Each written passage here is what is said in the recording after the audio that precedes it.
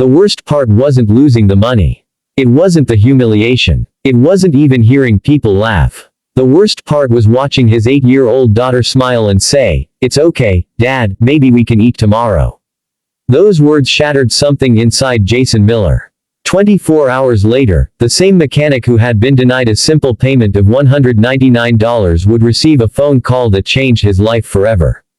But on that painful afternoon, he had no idea that justice was already on its way. Jason Miller worked 12 hours a day at a small auto repair garage on the edge of the city. He wasn't wealthy. He wasn't powerful. He wasn't connected. He was simply a hardworking mechanic trying to raise his daughter Lily after losing his wife to cancer 4 years earlier. Since then, every day had been a battle. Rent, school supplies, medical bills from his wife's treatment, unexpected expenses. Jason worked constantly, yet somehow money always disappeared faster than it arrived. Still, he never complained. He believed that dignity mattered more than comfort. He believed that honesty mattered more than shortcuts. Most importantly, he believed his daughter deserved to grow up seeing her father fight through difficulties rather than surrender to them. One Monday morning, a luxury sports car rolled into the garage. It immediately attracted attention. The vehicle was worth more than every car parked outside combined. Employees gathered around to admire it. The owner stepped out wearing an expensive white suit and designer sunglasses. Her name was Victoria Langford. She was the CEO of Langford Automotive, one of the largest automotive corporations in the country. Her company appeared regularly in business magazines. Financial news channels praised her leadership. Thousands of employees worked under her authority. She was rich, powerful, influential, and completely accustomed to getting whatever she wanted. Victoria explained that the vehicle had developed a problem during a business trip.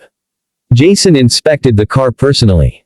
The issue was minor but required several specialized parts and many hours of labor. He worked carefully throughout the day. By evening, the car ran perfectly. When Victoria returned, Jason presented the invoice. The total came to $199. For a woman worth hundreds of millions, it was less than the cost of lunch. Yet Victoria looked at the invoice as though it personally offended her. "This is ridiculous," she said. Jason remained polite. "Those are the standard charges."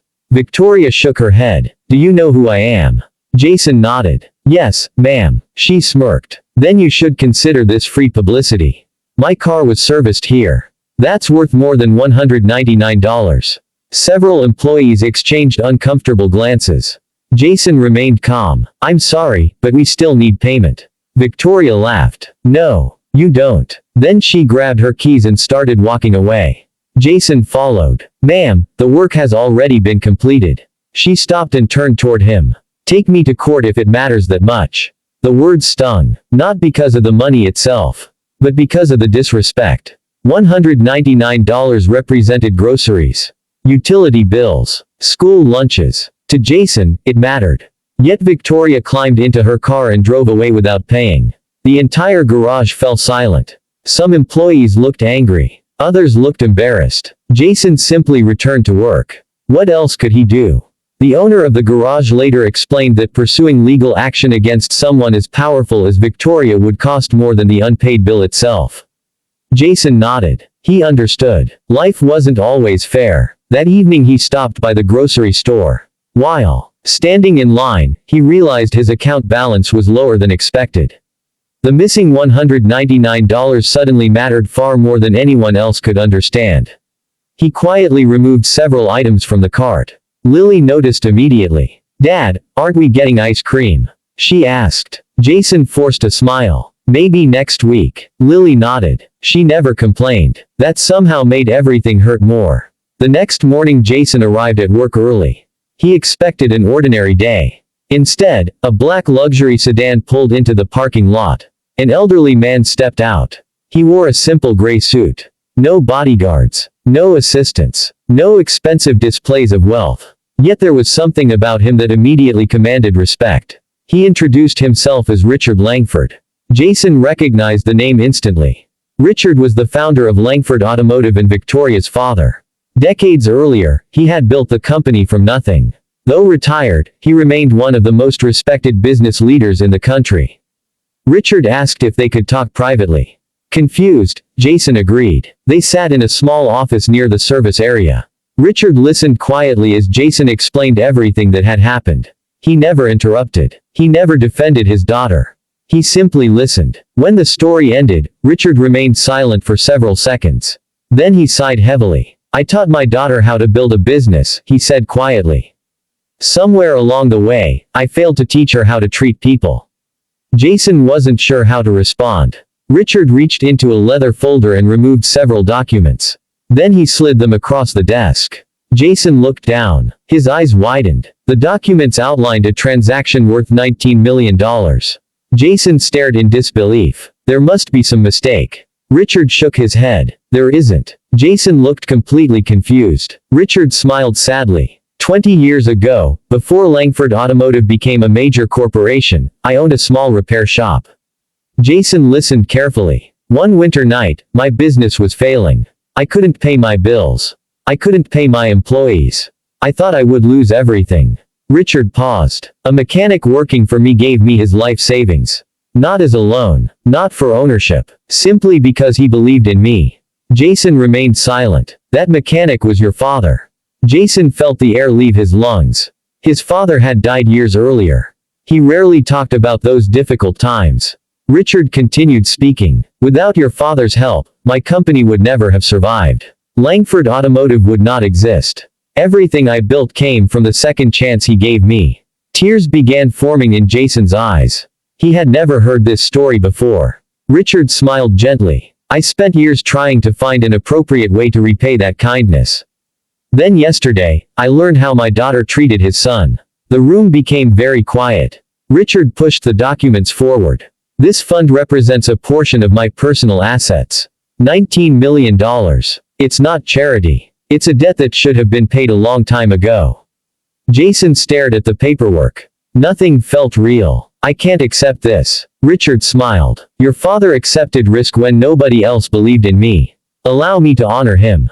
Jason looked down. His hands trembled. For several moments he couldn't speak. Back at corporate headquarters, Victoria received an unexpected phone call. She was summoned immediately to a board meeting. Upon arrival, she discovered that her father was already waiting. So were several board members. The atmosphere felt unusually serious. Richard calmly explained what had happened. He described the unpaid invoice. He described the public humiliation. He described Jason's father and the sacrifice that helped save the company decades earlier.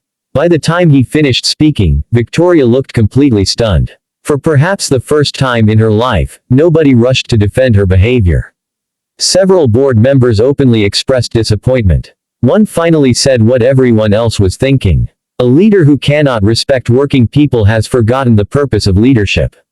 Victoria sat silently. Her power suddenly felt much smaller than she imagined. News of the incident spread internally. Employees discussed it everywhere. Many shared stories about Jason's kindness. Several former customers described how he had repaired vehicles for struggling families at little or no cost. People who knew him consistently described the same qualities. Honest, humble, reliable. The contrast between Jason and Victoria became impossible to ignore. Over the following weeks, something unexpected happened. Jason didn't quit working. He didn't buy a mansion. He didn't purchase luxury cars. Instead, he paid off debts, created educational funds for local children, supported cancer research in memory of his wife, expanded the garage and offered jobs to struggling mechanics.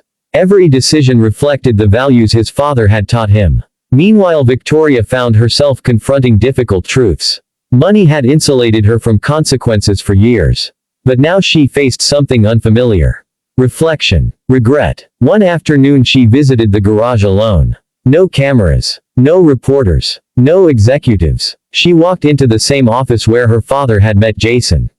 For several seconds neither spoke. Finally Victoria placed an envelope on the desk. Inside was a check for $199.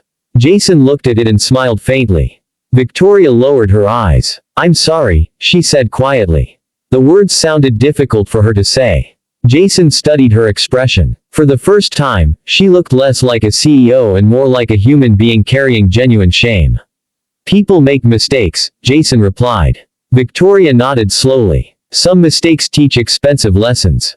Jason glanced at the check. Looks like this one cost more than $199. For the first time, Victoria laughed. It was a small laugh. An honest laugh. The kind that comes from finally recognizing your own flaws. Months later, Langford Automotive launched a nationwide scholarship program for children of single parents. Victoria personally named the initiative after Jason's father. When reporters asked why, she answered with complete honesty. Because one good man changed the future of my family long before I understood what true success meant. Years later, whenever people asked Jason about the $19 million, they expected him to talk about wealth. But he always spoke about something else. He spoke about his father. About kindness. About dignity. About how small actions sometimes create consequences that travel across generations. Because in the end, the story was never really about money. It was about a mechanic who quietly helped someone in need without expecting anything in return. It was about a son who inherited that same character. And it was about a powerful CEO learning that respect cannot be purchased, demanded, or inherited. It must be earned. 24 hours after refusing to pay a struggling single father $199, her family paid a debt worth $19 million. But the greatest payment wasn't financial. It was the restoration of a forgotten truth. The strongest people are often the quiet ones. The ones who keep showing kindness when life gives them every reason not to. And sooner or later, life has a way of remembering them.